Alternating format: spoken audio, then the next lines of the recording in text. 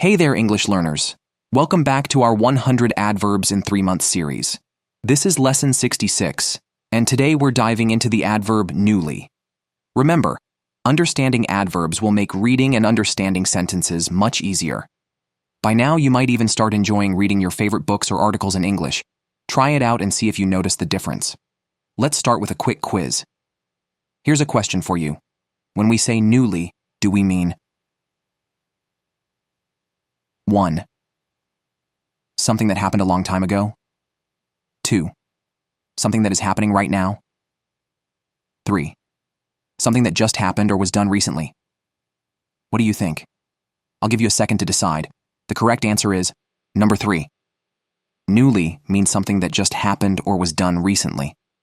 Now let's talk about why this is the correct answer. Newly is an adverb that almost always pairs with a past participle, not a present tense verb. A past participle is a verb form that is often used to describe actions that have been completed or states that have just begun. For example, think of opened in newly opened or married in newly married. When we use newly with a past participle, it emphasizes that the action or state is recent, something that just happened or was recently completed. When you hear newly, think about something fresh, something just starting, or something that has just been done. It's like opening a brand new book or seeing fresh paint on a wall. It gives you that sense of, this is new. That's the feeling newly brings to a sentence. So, how do we use newly in sentences?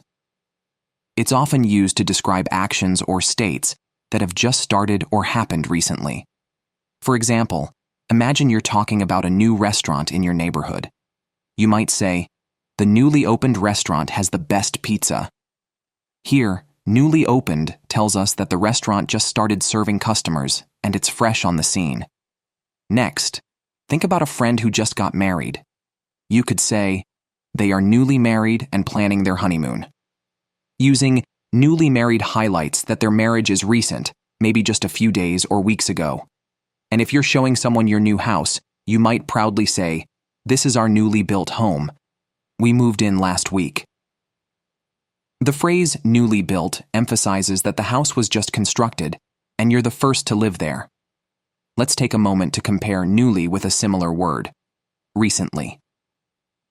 Both newly and recently talk about something that happened not long ago, but there's a small difference. Recently is more general and can be used in more situations, while newly is often more specific, focusing on the start of something.